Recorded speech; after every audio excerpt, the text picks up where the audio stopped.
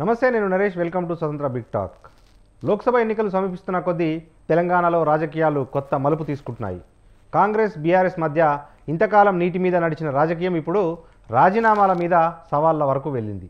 చేవెళ్ల సభలో సీఎం రేవంత్ రెడ్డి చేసిన సవాల్కు స్పందించిన కేసీఆర్ దమ్ముంటే కొడంగల్లో ఆయన రాజీనామా చేయాలని, తాను కూడా సిరిసిల్లలో రాజీనామా చేసి వస్తానని, ఇద్దరం కలిసి మల్కాజ్గిరిలో తేల్చుకుందామని కేటీఆర్ సవాల్ విసిరారు.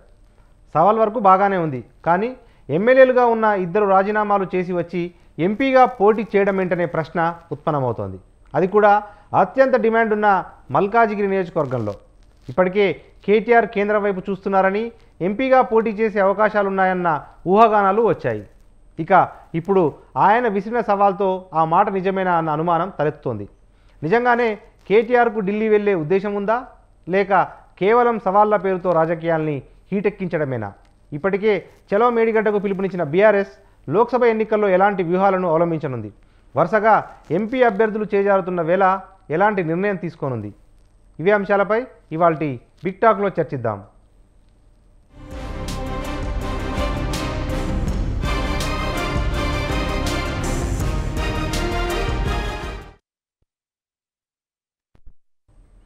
రైట్, ఇదే అంశంపై చర్చను కొనసాగిద్దాం. మనతో పాటు టీపీసీసీ అధికార ప్రతినిధి డాక్టర్ మద్ది శ్రీనివాస్ రెడ్డి గారు ఉన్నారు. వారితో పాటు బీజేపీ ఓబీసీ మోర్చా అధికార ప్రతినిధి శంకరవల్ల రవికుమార్ గారు, వారితో పాటు ప్రముఖ రాజకీయ విశ్లేషకులు డాక్టర్ తాటికేల జయరామ్ గారు కూడా మనకు అందుబాటులో ఉన్నారు. మొదట మనం డాక్టర్ మద్ది శ్రీనివాస్ రెడ్డి గారి దగ్గరికి వెళ్దాం. శ్రీనివాస్ రెడ్డి గారు నమస్తే. నమస్తే అండి. రైట్, ఏంటి సార్ ఇప్పుడు నిన్న మీ సీఎం గారు రాజీనామా చేయాలి అన్నట్టుగా మాట్లాడితే ఆ సవాలు స్వీకరించిన కేటీఆర్, ఇద్దరం కలిసి మనం మేడ్చల్లో మల్కాజ్గిరిలో పోటీ చేద్దాము, ఎవరి దమ్మేంటో తెలిసిపోతుందని ప్రతి సవాలు విసిరారు. ఏంటి మీ పార్టీ వ్యూహం ఏంటి, చెప్పండి.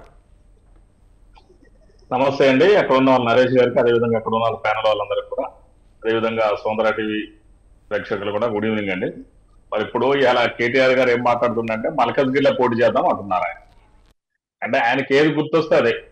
ఆయన ఎమ్మెల్యే అనే విషయం మర్చిపోయింది, అయిపోయింది, గల్లీలు అయిపోయింది, ఢిల్లీలో తెలుసుకున్నామని చెప్తున్నారు. ఆయన ఇక్కడే దిక్కులేదు, ఆయన ఢిల్లీలో ఏం తెలుసుకుంటాడో నాకు అర్థం కాలేదు. ఒకవేళ రేవంత్ రెడ్డి గారు పోటీ చేయాలంటే రాజీనామా చేయాల్సిన అవసరం లేదు కదా. నేను లాయర్ గా మాకు తెలుసు 6 నెలల లోపల కావాలి అంతే తప్ప దానికి ఏమో. మరి ఇప్పుడు నిల్చోవచ్చు ఆయన నిల్చోడానికి ఆయన పార్లమెంట్కి వెళ్ళాలి అనుకుంటున్నాడు. ఆయన ఆ ఉద్దేశంతో రాజీనామా చేయి, నువ్వు దమ్ముంటే రాజీనామా చేయి, నువ్వు దమ్ముంటే రాజీనామా చేయి అంటున్నాడు తప్ప ఆయన ఎందుకు అంటున్నాడో కూడా తెలంగాణ ప్రజానికానికి అందరూ కూడా అర్థమైపోతుంది. ఆయన ఉద్దేశం ఏంటంటే పార్లమెంట్కి వెళ్ళాలని ఆయనకు ఒక ఆలోచన ఉందని మేము అనుకుంటున్నాం. దాని ప్రకారం మల్కాజ్గిరి ఎక్కడో నిల్చున్న ఒక ఆలోచనతో ఉన్నాడు ఆయన, అదే తప్ప వేరే ఏం లేదు అలా. అందుకని దానికి రేవంత్ రెడ్డికి సవాల్ ఇస్తున్నట్టు దమ్ముడు రాజీనామా చేయి, దమ్ముతో నిల్చోమనాలి కానీ రాజీనామా చేయడం ఏంది, అదేం ఆలోచన, దిక్కుమాలిన ఆలోచన. మొన్ననేమో హరీష్ రావు ఏమో నీ శారదాబాద్ దిగిపోంటాడు, ఇలా డిబేట్ లో మాట్లాడినట్టు కూడా మీరు దిగిపోండి అంటారు. అంటే ఎంత డెమోక్రసీని ఎంత అపాసం చేస్తున్నారు బీఆర్ఎస్ నాయకులు. ఆది నాయకత్వం సాక్షాత్తు కేటీఆర్ కేసీఆర్ గారు కానీ హరీష్ రావు గారు మనం చాలా స్పష్టంగా అవుతుంది. మొన్న అంటాడు కేసీఆర్ గారు, మనం ఆ మీటింగ్ లో మనం చూసాం నల్గొండ, మేడిగడ్డ ఏం బీకరాకపోయారా, మేడిగడ్డ ఏం బీకరాకపోయారు అంటున్నారు ఆయన. మాజీ ముఖ్యమంత్రి పెద్ద మనిషి 72 ఏళ్ళు ఉన్నాయి. మరి రేపు బీఆర్ఎస్ ఏం బీకడానికి పోతున్నారో నాకు అర్థం కాదు. మరి ఏం బీకడానికి పోతున్నారు బీఆర్ఎస్ తీసుకొని. ఆయన కేటీఆర్ 3 రోజుల కిందట మేము మేడిగడ్డ పోయి చూస్తాం, 200 మంది ప్రజాప్రతినిధులు అంటే 200 మంది 600 వాళ్ళకి వార్డు మెంబర్లతో సహా కలుపుకుంటే 200 మంది రైతులు వాళ్ళకున్న పొజిషన్ ఎమ్మెల్యేలు ఎంపీలు అందరూ తగ్గిపోయారు. మన పార్లమెంట్ సభ్యులు మన 2 పోయినాయి, 2 మాకు వచ్చినాయి. కాంగ్రెస్ రాజ్యసభ సభ్యులే కూడా మొన్న మా రేణుకా చౌదరి గారు గెలిచారు, అదేవిధంగా మా అనిల్ కుమార్ యాదవ్ గారు కూడా గెలిచారు. వాళ్ళు సిట్టింగ్ లే పోగొట్టుకున్నారు. అంటే వాళ్ళకి అయినా ఇంకా మనం తగ్గట్టే గర్వం అనగట్లేదు ఎక్కడ కూడా, ఇంకా అధికారంలో అనే ఒక భ్రమలో ఉన్నారు తప్ప వేరే ఏం లేదు. ఇది సొంత ప్రేక్షకులందరూ కూడా గమనిస్తున్నారు. వాళ్ళు ఎంతసేపటికి ఇంకా అధికారంలో ఉన్నాం, అధికారం లేకుండా తట్టుకోలేని పరిస్థితి వాళ్ళు, అంటే ఒక సైకోపాథటిక్ పొజిషన్ ఉన్నది కూడా అర్థమవుతుంది. రాజీనామా చేయాలి మాట్లాడితే రాజీనామా చేయాలి. ఒక ప్రతిపక్షంలో ఒక 10 ఏళ్ళు మీరు అధికారం చేసి ఎలగబెట్టింది ఏం లేదు. ప్రతిపక్షంలో ఒక 5 సంవత్సరాల ప్రజల తీర్పును కూడా మీరు గౌరవించుకుంటే ఎమ్మటే రాజీనామా చేయకుంటున్నారంటే మీ అవగాహన రాయితీలో నాకు అర్థమవుతుంది. మరి కేటీఆర్ గారు అమెరికా పోయి చదువుకున్నట్టు, చదువు ఇక్కడ సరిపోయినట్టుగా అమెరికాలో ఏం చదువుకుంటో ఏ వెనకబెట్టిండో దీని బట్టి చుట్టూ కూడా అర్థమవుతుంది. ఇదే సంస్కారం, అమెరికా చదువుకున్న సంస్కారం. ఒక ప్రజాప్రతినిధి రాజీనామా చేయని ఒక ముఖ్యమంత్రి అంటారు ఇదేనా? నువ్వు నిల్చుంటే నిల్చోవా, ఎవడొద్దంటే నీ ఇష్టం, నీ పార్టీ, నువ్వు అమెరికాలో కూడా నిల్చుంటావు, ఏముంది నీకు. ఇప్పుడు ఇక్కడ అయిపోయింది ఎట్లా, టీఆర్ఎస్ కాస్త బీఆర్ఎస్ అన్నారు. మరి అక్కడ ఎక్కడ నేషనల్ స్థాయి లేరు. మీరే ఢిల్లీకి పోయినా మీరే, ఢిల్లీలో ఉన్నా మీరు, గవర్నర్ మీ కారణే కదా. నిజంగా తెలంగాణ ప్రజానికానికి ఎక్కడ ఉంది రిప్రజెంటేషన్? ఎవరికైనా ఇచ్చారా బయట అవకాశం? మీ కుటుంబం తప్ప, మీరు ఆ 4 5 తప్ప బయట ఎవరికి అవకాశం లేదు. మొన్న కూడా మీరు జోగర్పల్లి సంతోష్ కుమార్కి ఇచ్చేటోళ్ళే రాజ్యసభ సభ్యులు, కానీ మరీ బాగుండదని మరి ఇక మా ఖమ్మంలో ఉన్నటువంటి మరి గాయత్రికి ఇచ్చారు మీరు, అది అందరికి అర్థమవుతుంది. ఇక జనం ఊస్తారు అక్కడ చేస్తే జనం బాగుండదనే ఉద్దేశంతో మీరు ఇచ్చినట్టు అర్థమవుతుంది. మల్కాజ్గిరి ఏముంటుంది? మల్కాజ్గిరి గారి కొత్త, మీకు కొత్త మల్కాజ్గిరి. రేవంత్ రెడ్డి గారు ఆ రోజు మహానాయకుడు గెలిచారు ఆ మహానగరంలో. అది భారతదేశంలో అత్యధిక మంది సీట్లు ఉన్నాయి, ఓటర్లు ఉన్నటువంటి స్థానం అది. ఓకే, మనకు ఆల్రెడీ గెలిచారు కదా రేవంత్ రెడ్డి గారు. ఆయన ఛాలెంజ్ మీరు చూడొచ్చు, నాకు అర్థం కాదు. రైట్, మీరు ఓడిపోయి పార్టీ పోగొట్టుకొని మీరు ఛాలెంజ్ ఇస్తే నాకు అర్థం కావట్లేదు. రైట్. ఓకే, మనతో పాటు తాటికేల జయరామ్ గారు ఉన్నారు. జయరామ్ గారు నమస్తే అండి. నమస్తే నరేష్. రైట్ సార్, ఏంటి ఇప్పుడు లోక్సభ ఎన్నికలు సమీపిస్తున్న తరుణంలో సవాళ్ళు ప్రతి సవాళ్ళు చేసుకుంటూ ఉన్నారు. మొన్న సీఎం రేవంత్ రెడ్డి గారు ఈ దఫా పార్లమెంట్ ఎన్నికల్లో బీఆర్ఎస్ ఒక్క స్థానంలో కూడా గెలవదు అని చెప్పి ఛాలెంజ్ విసిరితే మల్కాజ్గిరిలో తేల్చుకుందామని చెప్పి కేటీఆర్ తాజాగా మరొక ఛాలెంజ్ విసిరారు. ఎట్లా చూడొచ్చు ఈ సవాళ్ళ రాజకీయాలను? మీకు స్వతంత్ర టీవీ ప్రేక్షకులకు ప్రత్యేక ధన్యవాదాలు. ఈరోజు డిస్కషన్లో ఉన్న ప్యానల్లో ఉన్న మిత్రులకు కూడా నమస్కారాలు. విషయాలు ఏదేమైనా కూడా ఒక రాజకీయాల లోపల సవాళ్ళు ప్రతి సవాళ్ళు అనేది మొదటి నుంచి ఉన్నాయి. ఇది చివరిది కాదు, మొదటిది అంతకంటే కాదు. ఇది జరుగుతూనే ఉంటాయి. రాజకీయ పార్టీల లోపల జనాలను రెచ్చగొట్టడం కోసం, లేకపోతే వీళ్ళు పెద్ద హీరోయిజాన్ని ప్రదర్శించడం కోసం, ఒక హీరోయిస్టిక్ పర్సనాలిటీని ప్రజల్లో చూపించడం కోసం ఇట్లాంటి సవాళ్ళు వస్తుంటాయి. ప్రతి సవాళ్ళు దానికి అంతకంటే ధీటుగా వస్తాయి. అంటే తన పోయి తన్ని చూన్నట్టుగా ఉంటాయి కొన్ని సందర్భాల లోపల ఇలాంటి సవాళ్ళు ప్రతి సవాళ్ళు. అంటే ఏదేమైనా కూడా మిత్రుడు కేటీఆర్ మాట్లాడుతున్నది ఏంటంటే, సో ఒక సవాల్ విసిరిండు, సరే బాగానే ఉంది, అంతవరకు బాగానే ఉంది, అది అక్కడికే రావాలి, మల్కాజ్గిరికి రావాలి. ఓకే రైట్, మల్కాజ్గిరికి రావాలి, పోటీ చేయాలి, మల్కాజ్గిరికి రావాలి, పోటీ చేయాలన్నది తన కాంపిటీషన్ అంటే ఏంది? నేను సీఎం స్థాయి వ్యక్తిని అని చెప్పుకోవడం కోసం. ఈయన ఎట్లాగో సీఎం కాలేకపోయాడు, సీఎం స్థాయి వ్యక్తిని అని చెప్పుకొని పోటీ పడాలి. ఆ పోటీ పడితే ఈయన సీఎం అవుతా అనేది ఒక భ్రమంలో బతుకుతున్నాడో ఏందో నాకే తెలియదు. కానీ అంటే ఆ స్థాయిని ఢీకొనడం అనేది, ఆ స్థాయిని ఢీకొనడంలో బాగానే ఉంది. కానీ దానికి రేవంత్ దాన్ని రిజిగ్నేషన్ ఇవ్వాల్సిన పని లేదు. పోటీ ఎన్నిసార్లు అయినా పోటీ చేసుకోవచ్చు. అది అధిష్టానము ఆదేశిస్తే 2 సార్లు పోటీ చేయలేదా? ఇక్కడ మన కామారెడ్డిలో కేసీఆర్ పోటీ చేయలేదా? పోటీ చేయడానికి ఏముంది, పోటీ చేయొచ్చు. పోటీ చేయడం వల్ల ఎవరి ప్రయోజనాలు నెరవేరుతాయి, అది కావాలి. సో తను ఒక సేఫ్ జోన్ వెతుక్కున్నాడు. మల్కాజ్గిరి అనేది బీఆర్ఎస్ పార్టీ భావిస్తున్న సేఫ్ జోన్.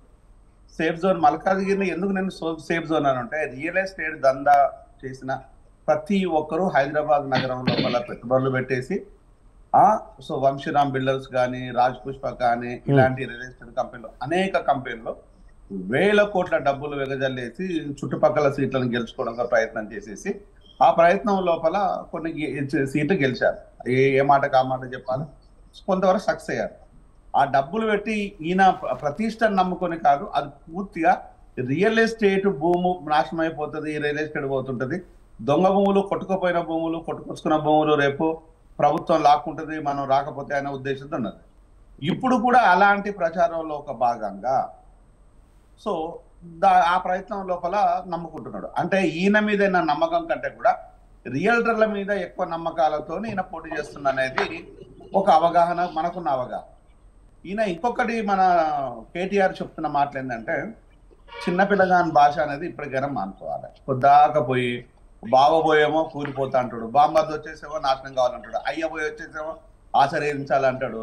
ఇవన్నీ ఎందుకు పోయి? ఇప్పుడు ఏదేమైనా కూడా ప్రభుత్వం వచ్చింది, ప్రభుత్వం పోయింది, ఉన్న ప్రభుత్వం పోయింది, ప్రజలు తిరస్కరించారు, కొత్త ప్రభుత్వం వచ్చింది, ప్రజల ఆశీర్వాదంతోనే ప్రజల లోపల ఒక ఆమోదయోగ్యమైన పాలన సాగిస్తున్నారు. అది రానున్న రోజుల లోపల నిజంగా కనుక ప్రభుత్వము ప్రజా వ్యతిరేక కార్యక్రమాలు ఏదైనా ఉంటే అందరం మాట్లాడతాము, మీరు మాట్లాడండి, దాంట్లో వేరే డిస్ప్యూటే లేదు. అది ప్రభుత్వాలు రేవంత్ ప్రభుత్వమా, కేసీఆర్ ప్రభుత్వమా, చంద్రబాబు ప్రభుత్వం అనేది కాదు. ప్రజలకు వ్యతిరేకం ఉన్న ప్రభుత్వం ఏది ఉన్నా మనం మాట్లాడవచ్చు, దాన్ని నిలదీయవచ్చు, అడగొచ్చు, కడగొచ్చు, అక్కలేదు. అదేది కాకుండా శాపనార్థాలు ఎవడైనా పెట్టేసి ఉట్లో బువ్వ పెట్టేసి కింద కూర్చొని శాపనార్థం పెడితే ఉట్టి ఏమైనా ఊడిపడుతుందా ఏంది? అది ఎక్కాలే, తీసుకోవాలా, తినాలి. అది చేత కాకుండా శాపనార్థాలు పెట్టేసి చేసినట్టున్నాయి. అంటే ఇవన్నీ ఏంటంటే పిల్ల చేష్టలు, ఇవన్నీ ఒక పిల్ల చేష్టలు. ఈ పిల్ల చేష్టలు అనేటివి కేటీఆర్ కి తగినది కాదు. ఆయన కోరుకున్నట్టుగా ఒక సీఎం కొడుకు, సీఎం మాత్రం కాదు, మాజీ సీఎం మాత్రం, మాజీ సీఎం కు కొడుకు మాత్రమే.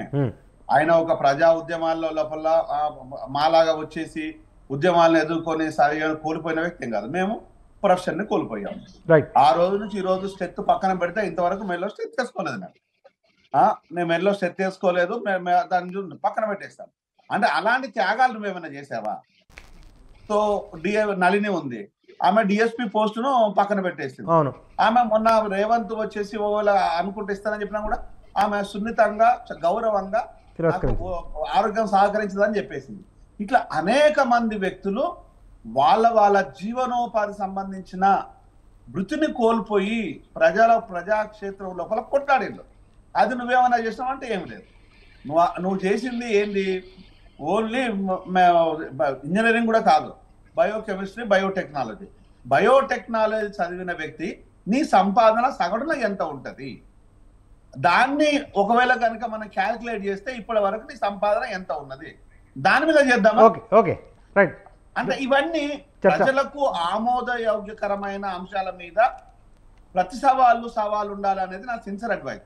అది ఏమీ కాకుండా ఓన్లీ హీరోయిస్టిక్ పర్సనాలిటీగానే క్రియేట్ చేసుకోవడం చేస్తే బొక్కబోర్లో పడతారేమో అనే విషయాన్ని మిత్రులు గమనించాలి. సేమ్ టైం మేడిగడ్డ మరొక చిన్న అంశము. మేడిగడ్డ అంశానికి వచ్చినప్పుడు అంతకుముందే రేవంత్ రమ్మని చెప్పేసిండు, అసెంబ్లీ నుంచి క్యాబినెట్ తీసుకెళ్లారు. వచ్చిన వాళ్ళని సగౌరవంగా ఇన్వైట్ చేస్తే మీరు ఖమ్మం వెళ్ళిపోయారు. ఇప్పుడు మేడిగడ్డ అని కదా, ఆ భాష ఏం భాష మాట్లాడారో ఇంతకుముందు మిత్రుడు శ్రీనివాస్ రెడ్డి చెప్పారు. అంటే మేడిగడ్డ పోయి దొంగతనాన్ని ఎట్లా చేసిందో చెప్తున్నారా మీరు? అక్కడ కళ్ళ ముందు పగుళ్ళు కనిపిస్తున్నాయి. ఈరోజు ప్రపంచం చూసింది, ప్రజలు చూశారు. ఈరోజు దాని పగుళ్లకు గల కారణాలు ఎవరు దోషి ఎవరు చెప్తాడు? ఎవరిని మీరు దోషిగా చూపి పోని దోషులు ఎవరో మీరు మెగా కృష్ణారెడ్డిని దోషిగా ఉండేసి శిక్షలు వేయమని మీరు పోరాటం చేస్తారా? ఎల్ఎన్టీ మీద దోషులు అని చెప్పి శిక్షలు ఏమైనా పోరాటం చేస్తారా? లేదా మీరే దొంగలు కాబట్టి మేమే దొంగతనం చేశాము శిక్షలు ఏమని చెప్తారు? అదే లేదు, అందరూ నీతిమంతులే, ఇది మాత్రం రిపేర్ చేయమని చెప్తుంటారు. దానికి అక్కడికి ఎందుకు పోయేది నాకు అర్థం కాదు. ఇక్కడ నుండి కూడా మనతో పాటు బీజేపీ ఓబీసీ మోర్చా అధికార ప్రతినిధి శంకరుల రవికుమార్ గారు ఉన్నారు. వారిని అడిగి తెలుసుకునే ప్రయత్నం చేద్దాం. రవికుమార్ నమస్తే. నమస్తే నరేష్, నమస్తే. బాగున్నారా? రైట్, బాగున్నాను. ఏంటి ఇప్పుడు మల్కాజ్గిరిలో దాదాపు మరికొద్ది సేపట్లో మాజీ మంత్రి ఈటెల రాజేందర్ గారి పేరును బీజేపీ అనౌన్స్ చేసే అవకాశాలు ఉన్నట్టుగా వార్తలు వస్తున్నాయి. వెంటనే అటు కేటీఆర్ అక్కడ పోటీ చేద్దాము, రేవంత్ రెడ్డి రంగంలోకి రావాలి అని చెప్పి కూడా సవాల్ విసురుతూ ఉన్నారు. ఈ సవాళ్ళ రాజకీయాన్ని ఈ మల్కాజ్గిరి వేదిక కావడం ఎలా చూస్తారు? నరేష్, ముందుగా మీకు నమస్తే, ప్రేక్షకులకు కూడా నమస్తే, అదేవిధంగా ప్యానెల్లో ఉన్న ముగ్గురు డాక్టర్లకు కూడా నమస్తే. అయితే ఇక్కడ విషయం ఏంటంటే నరేష్ గారు, మల్కాజ్గిరి బీజేపీ ఎప్పుడు కూడా గెలవలేదు. ఎట్ ది సేమ్ టైం గత 4 టర్మ్లుగా కూడా టిఆర్ఎస్ కూడా గెలవలేదు. 2009లో సర్వే సత్యనారాయణ గారు గెలిచారు. దాని తర్వాత మన మల్లారెడ్డి గారు టీడీపీ నుంచి గెలిచారు. దాని తర్వాత లాస్ట్ మొన్న రేవంత్ రెడ్డి గారు గెలిచారు. అయితే కేటీఆర్ సవాళ్ళు విసిరినంత మాత్రాన ఇక్కడ టిఆర్ఎస్ కి అక్కడ ఏదో బలం ఉందనో లేకపోతే ఏదో ఉందనో కాదు. అంటే ఏదైనా ఆలోచించి కాన్షియస్ గా ఆలోచించి ఒక ప్లానింగ్ ప్రకారం ప్రకటన చేసింది కాదు. కేవలం సవాలు చేయాలా, వార్తల్లో నిలవాలా, రేవంత్ రెడ్డి అంటే ఒక ముఖ్యమంత్రి స్థాయి వ్యక్తితో పోటీ పడాలా అనే ఒక ఉద్దేశంతో సవాల్ చేసిందే కానీ అది నిజంగా వర్కౌట్ అయ్యేది కూడా కాదు. నాకు తెలిసి ఈ సవాలు కూడా ఉత్తుత సవాల్ మేకపోతే గాంభీర్యాలు చూపించాడు తప్ప విధంగా ఏం లేదు. అదొకటి. రెండవది, ఇప్పుడు మా పార్టీ విషయానికి వస్తే రేవంత్ రెడ్డి గారు ఇప్పుడు మరి పోటీ చేస్తారో లేదో తెలియదు కానీ మా ఈటెల రాజేందర్ గారికి కన్ఫర్మ్ అయినట్టు వార్తలు వస్తూ ఉన్నాయి. మీరు మీ న్యూస్ ఛానల్స్ ద్వారా తెలుసుకున్న విషయమే. అంటే ఇంకో విషయం ఏంటంటే ఇప్పుడు ఈటెల రాజేందర్ ఆయన గారు చాలా ఇంట్రెస్ట్ గా మల్కాజ్గిరి పైన ఫోకస్ చేశారు. గత కొన్ని నెలలుగా మల్కాజ్గిరి పైన తిరుగుతున్నారు కూడా. ఆబ్వియస్లీ ఆయనకు అనుభవం కూడా ఉంది. తెలంగాణ ఉద్యమంలో కొట్లాడిన వ్యక్తి, తెలంగాణ సాధన కోసం కేటీఆర్ కంటే కూడా ఎక్కువ కొట్లాడిన వ్యక్తి, కేటీఆర్ కంటే కూడా ఎక్కువ నష్టపోయిన వ్యక్తి. అంతేకాదు అనుభవంలో కూడా చూసుకుంటే కేటీఆర్ గారి కంటే కూడా ఎక్కువ సార్లు ఎమ్మెల్యే గెలిచిన వ్యక్తి, మంత్రిగా చేసిన వ్యక్తి. ఎక్కడ పేరు వస్తుందో అని చెప్పేసి లేనిపోని అపవాదులు వేసి పార్టీ నుంచి బయటికి పంపించినటువంటి ఈ యొక్క కేటీఆర్ గారు ఉమ్, నిజంగా పోటీ చేయాలని చెప్పేసి నేను కూడా కోరుకుంటున్నాను. ఎందుకంటే ఇదొక మంచి గుణపాఠం నేర్పించే అవకాశం వస్తుంది ఈటల రాజేందర్ గారికి, బీజేపీ పార్టీకి.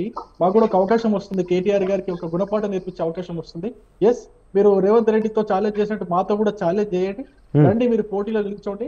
ఖచ్చితంగా మీరు 4వ స్థానానికి పరిమితం అవ్వకపోతే నేను రాసిస్తా, నేను కూడా రాజకీయ సన్యాసాన్ని తీసుకుంటా 100% నేను చెప్తున్నా. ఎందుకు అంటే ఇక్కడ మీరు ఇంకో రకంగా కూడా చూసుకున్నా, ఇక్కడ అందరూ కూడా సెటిలర్సే ఉంటారు. మల్కాజ్గిరిలో ఉండే 7 అసెంబ్లీ సెగ్మెంట్స్ చూస్తే అక్కడ అంతా కూడా ఆల్మోస్ట్ మాక్సిమం ఒక ఎలిమినార్ లో కొంచెం పార్ట్ తప్పితే ఉమ్, మిగతా అంతా కూడా సెటిలర్సే ఉంటారు. కాబట్టి అక్కడ టీఆర్ఎస్ ప్రభావం కావచ్చు, కేసీఆర్ ప్రభావం కావచ్చు ఏమి ఉండకపోవచ్చు.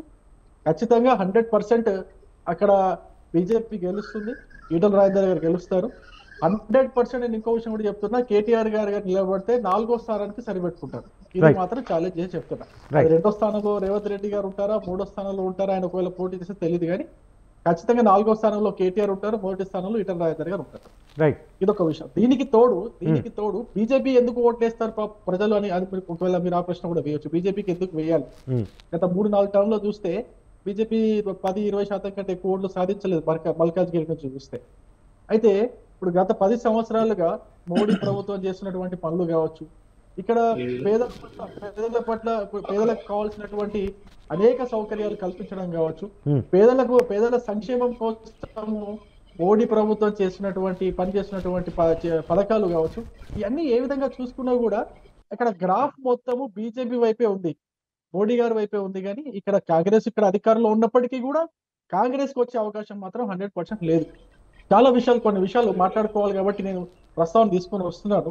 ఇప్పుడు ఈ పేదలతో పాటు నిరాదరణకు గురవుతున్న కొన్ని వర్గాలు ఉన్నాయి, ఆ వర్గాలకు గౌరవం అందించాలి.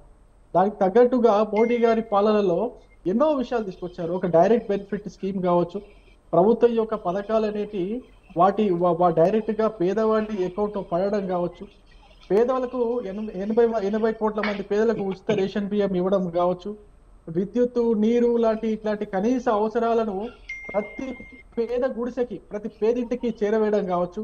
ఇట్లాంటి పనుల్లో గత 10 సంవత్సరాల్లో ఎంతో వృద్ధి సాధించాం మనం. దేశంలో ఇప్పటికైతే లెక్క చేసుకుంటే, ఒకప్పుడు మనం చూసుకుంటే 50% పైగా నీరు, విద్యుత్తు, ఈ మరుగుదొడ్లు లేని ఇల్లు ఉండేవి. ఇప్పుడు కానీ మీరు చూసుకుంటే కనీసం ఒక 2% కంటే ఎక్కువ నీరు, విద్యుత్తు, మరుగుదొడ్లు లేని ఇల్లు దొరకవు మీకు. అంటే 98-99% ప్రతి ఇంటికి నీరు, విద్యుత్తు, మరుగుదొడ్లు అన్ని కూడా అందేటట్టుగా చేసినటువంటి ప్రభుత్వం మోడీ గారి ప్రభుత్వం. కాబట్టి సో ఇంతకంటే ఎక్కువ మనం చెప్పుకుంటూ పోతే చాలా పెద్ద ఉంటది. ఒక గంట వరకు నేను చెప్పాలని ఏం చేస్తాను ప్రభుత్వంలో, బీజేపీ ప్రభుత్వంలో ఏం చెప్పవచ్చు. ఏ విధంగా చూసుకున్నా కూడా కేవలం క్యాండిడేట్ యొక్క ట్రాక్ రికార్డు కావచ్చు. అంటే ఇక్కడ క్యాండిడేట్ ఇప్పుడు ముఖ్యంగా ముగ్గురు పేర్లు వినిపిస్తున్నారు, రేవంత్ రెడ్డి, కేటీఆర్ అండ్ మా పార్టీ తరఫున ఈటల రాజేందర్. ఏ విధంగా చూసుకున్నా, క్యాండిడేట్ యొక్క ట్రాక్ రికార్డ్ పరంగా చూసుకున్నా, వాళ్ళ ఎక్స్పీరియన్స్ ప్రకారం చూసుకున్నా, వాళ్ళు రిప్రజెంట్ చేస్తున్నటువంటి పార్టీ పనితీరు ప్రకారం చూసుకున్నా, ఏ విధంగా చూసుకున్నా కూడా బీజేపీకి ఎక్కువ అవకాశాలు ఉన్నాయి కానీ వేరే పార్టీ ఇక్కడ అవకాశాలు లేవు. ఆ విధంగా నేను చాలా కాన్ఫిడెంట్ గా చెప్పగలుగుతాను. కేటీఆర్ గారు పోటీ చేసినా, ముఖ్యమంత్రి రేవంత్ రెడ్డి గారు పోటీ చేసినా ఖచ్చితంగా బీజేపీ పార్టీ గెలుస్తుంది. ఇంతకు మించి మనము ఇంకా ఏ విషయం పైన దీని గురించి కంపారిజన్ చేసుకున్నా కూడా ఎక్కడ కూడా కంపారిజన్ లో దొరికే అవకాశమే లేదు. ఓన్లీ అండ్ ఓన్లీ బీజేపీ తప్ప వేరే అవకాశమే లేదు మల్కాజ్గిరి పార్లమెంట్. రైట్. ఓకే, మనతో పాటు డాక్టర్ రాజనాయక్ గారు ఉన్నారు, బీఆర్ఎస్ అధికార ప్రతినిధి. రాజనాయక్ గారు నమస్తే. నమస్తే అండి, గుడ్ ఈవినింగ్. రైట్ సార్, ఇప్పుడు పార్టీ వర్కింగ్ ప్రెసిడెంట్గా కేటీఆర్ గారు ముందుండి 17 పార్లమెంట్ నియోజకవర్గాల్లో గెలిపించాల్సిన అవసరం ఉంటుంది. కానీ అట్లా కాకుండా రేవంత్ రెడ్డి మీరు వస్తే మన ఇద్దరం పరస్పరం తలపడతాము అన్నట్టుగా మాట్లాడుతున్నారు. ఏంటి అంటే ఇప్పుడు మల్ల యుద్ధం అయితే కాదు కదా ఈ రాజకీయాల్లో. పార్టీ అధ్యక్షుడిగా అంటే పీసీసీ చీఫ్గా రేవంత్ రెడ్డి కానీ, వర్కింగ్ ప్రెసిడెంట్గా కేటీఆర్ కానీ అన్ని నియోజకవర్గాల్లో పర్యటించి ప్రచారం చేసి మెజారిటీ స్థానాలు గెలవాలి కదా. అట్లా టార్గెట్ ఉండాలి తప్ప ఇండివిజువల్ ఫైట్స్కు ఎందుకు ప్రిఫరెన్స్ ఇస్తుంది బీఆర్ఎస్? గుడ్ ఈవినింగ్ అండి, మీకు మరియు స్వతంత్ర న్యూస్ ఛానల్ ప్రేక్షకులకు, తోటి ప్యానలిస్ట్ పెద్దలకు అందరు కూడా శుభ సాయంత్రం. అయితే రేవంత్ రెడ్డి గారు మాటలు కోటలు దాటిపోతున్నాయి ఈ మధ్య కాలంలో. ముఖ్యమంత్రి అనే హోదా, నేను ముఖ్యమంత్రి స్థాయిలో ఉన్నా, నేను ముఖ్యమంత్రి అనే స్థానాన్ని మర్చిపోయి తన మాటలు కోటలు దాటిపోతున్నాయి. అంటే ఆయన గతంలో కూడా ఆ రకంగానే ప్రవర్తించిండు. అదే ఏదైతే ప్రతిపక్ష నేతగా ఉండి పిసిసి అధ్యక్షుడుగా లేకపోతే పిసిసి వర్కింగ్ ప్రెసిడెంట్ గా ఉన్నప్పుడు కూడా ఆయన మాటలు ఈ రకంగానే కోటలు దాటే విధంగా తుపాకీ రాముడి మాటలు మాట్లాడిండు. ఏమని మాట్లాడింది గతంలో కూడా అంటే, రా కేసీఆర్ చూసుకుందాం, నువ్వు నేను తేల్చుకుందాం కొడంగల్లో, నేను ఓడిపోతే రాజకీయ సన్యాసం తీసుకుంటా అని చెప్పిండు 2014 2018 ఎన్నికల్లో. 2018 ఎన్నికల్లో ఓడిపోతే నేను రాజకీయాల నుంచి వైదొలిగిపోతా అని చెప్పింది. అక్కడి నుంచి ఓడిపోగానే రాజకీయాల నుంచి సన్యాసం తీసుకోలేదు, వైదొలిగిపోలేదు. వెంటనే రాజకీయ పునరావాసం కావాలని చెప్పేసి, రాజకీయాలు కావాలి, రాజకీయాల్లోనే బతకాలని చెప్పేసి మల్కాజ్గిరి పారిపోయి వచ్చి మల్కాజ్గిరి పార్లమెంట్ సభ్యునిగా గెలిచింది. సరే, అంతవరకు బాగానే ఉంది. ఎప్పుడు కూడా ఏమంటున్నాడంటే, నీ ఒక్క సీట్ అన్న గెలువు, నీ సంగతి చూస్తా, నువ్వు నీ బామార్దులు అందరు రండి, మీ సంగతి చూస్తారు, నీకెందుకు స్ట్రైట్ ఫైటే చేద్దాం, మీకెందుకు ఇక ముసుగులో గుద్దులాట ఎందుకు, రా నేను సిరిసిల్ల రాజీనామా చేస్తా, నువ్వు అక్కడ కొడంగల్ రాజీనామా చేసి ముఖ్యమంత్రి రాజీనామా చేసి రా అంటున్నారు. ఒకవేళ నీకు దమ్ము ధైర్యం ఉంటే రా, వచ్చి కలబడాలి అంతే. ప్రజాక్షేత్రంలో ప్రజలు ఇచ్చే తీర్పు మ్యాండేట్, మేము గౌరవించినాం. ఆయన రాష్ట్ర ముఖ్యమంత్రిగా ప్రజలు ఆయనకి ఇచ్చిర్రు, ఖచ్చితంగా మాకు ప్రశ్నించే హక్కు ఇచ్చిర్రు, ప్రతిపక్షం ఇచ్చిర్రు, మేము గౌరవించినాం. ఆయన కూడా రా చూసుకుందాం అన్నప్పుడు మేము కూడా రా చూసుకుందాం. నువ్వు ఇంకా మా కేటీఆర్ గారు డైరెక్ట్ గా అడుగుతా ఉన్నాడు, దమ్ముంటే ప్రజాక్షేత్రంలో తేల్చుకుందాం, ప్రజల దగ్గరనే తేల్చుకుందాం, మల్కాజ్గిరిలోనే ఫైట్ చేద్దాం రా అంటున్నట్టు. గతంలో ఆయన ఇచ్చినటువంటి సవాళ్లు కూడా ఉన్నాయి. సేమ్ ప్రతిపక్షంలో ఉన్నప్పుడు కూడా ఏదో ఆయన ఇయ్యలేదు, నేను శుద్ధ పూసను, నేనేం మాట్లాడలేదు, ఆయన రాజకీయ సన్యాసమే తీసుకుంటా అంటున్నారు. మరి నేను రా తేల్చుకుందాం అంటున్నారు.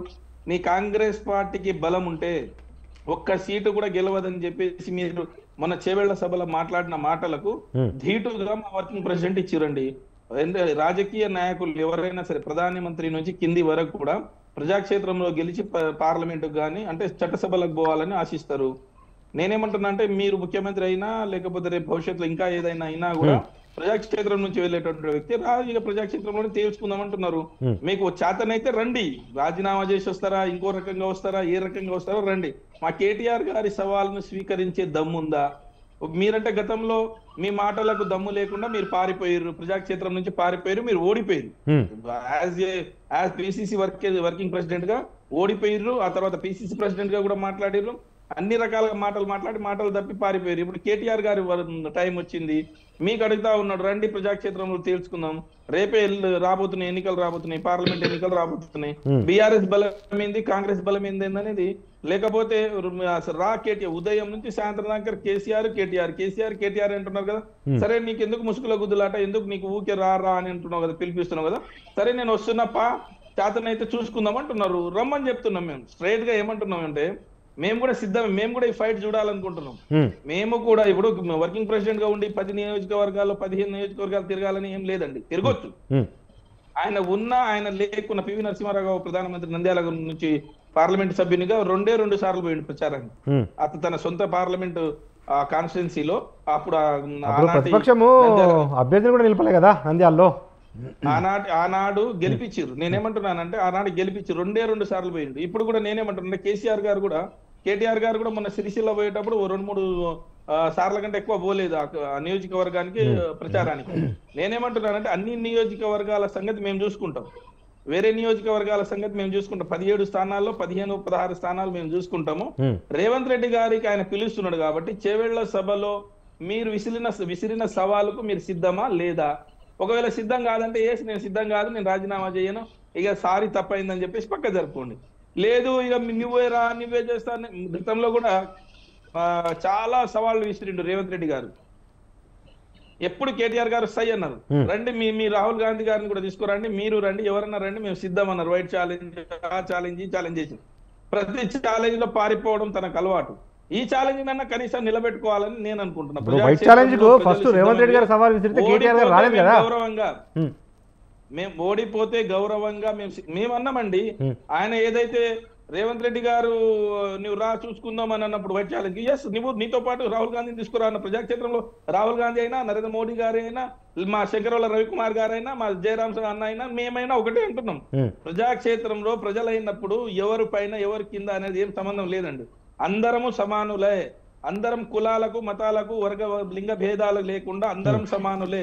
ప్రజాక్షేత్రంలో పార్టీకి సంబంధించి సిద్ధాంతానికి సంబంధించి పేద ప్రజలకు చేసే నీ యొక్క హామీలు కానీ, నీ యొక్క వాగ్దానాలు కానీ, లేకపోతే నీ యొక్క బ్యాక్ గ్రౌండ్ కానీ, నువ్వు చేసే నీ యొక్క నిజాయితీ కానీ అదే తెలుస్తాయి. రా చూసుకుందాం అంటున్నాడు. ఒకవేళ నిజం ప్రజలు ఒకవేళ కేటీఆర్ గారిని ఓడిస్తే ఎస్ మా తప్పు అయిపోయింది, మేము తప్పు చేసినామని మేము ఒప్పుకుంటాము. మేమేమంటున్నామంటే గతంలో మిమ్మల్ని కూడా కొడంగల్లో ఓడగొట్టిరు, మరి దానికి ఏం సమాధానం చెప్తావు? గతంలో మిమ్మల్ని ఇక్కడ జడ్పీటీసీ టికెట్ ఇవ్వకుండా ఓడగొట్టిరు, దానికి ఏమంటారు? గతంలో జడ్చర్ల కల్వకుర్తి టికెట్ ఇవ్వలేదు, దానికి ఏమంటారు? అంటే నేనేమంటున్నా అంటే రేవంత్ రెడ్డి గారి చరిత్ర చిట్టాపద్దులు చేయాలంటే ఆయనతో 10 సంవత్సరాల పాటు ఆయన ఇంట్లో ఉన్నటువంటి వ్యక్తిని నేను. నాకు ఆయన చిట్టాపద్దులు మొత్తం తెలుసు. నేను ఆ వ్యక్తిగతంగా పోదలుచుకోలేదు. నేను చెప్పేది సింపుల్ గా ప్రజాక్షేత్రంలో ఏమంటున్నా అంటే కేటీఆర్ గారు విసిరిన సవాలుకు, మీరు విసిరిన సవాలుకు ప్రతి సవాలుగా మా వర్కింగ్ ప్రెసిడెంట్ దానికి స్వాగతించిండు. నువ్వు మాట్లాడుతున్నావు కదా, కేసీఆర్ రమ్మన్నాడు, కేటీఆర్ రమ్మన్నాడు, బాబుమరుదులకు రమ్మన్నాడు, చూసుకుందాం రమ్మన్నాడు. ఏస్ అంటున్నాం మేము ఇప్పుడు చూసుకోవడానికి సిద్ధం. నీ మంత్రి పదవులకు రాజీనామా చేసి, నీ మంత్రి పదవికి, ముఖ్యమంత్రి పదవికి, కొడంగల్ ఎమ్మెల్యే పదవికి రాజీనామా చేయి, నేను సిరిసిల్లకు రాజీనామా చేస్తా, కొడంగల్లో చూసుకుందాం దా అంటున్నారు. నీకు చూసుకుందామని చేతనైతే చేయొచ్చు, లేదంటే పారిపో అని చెప్తున్నారు. Okay, right right sir. Srinivas Reddy గారు, టీపీసీసీ అధికార ప్రతినిధి.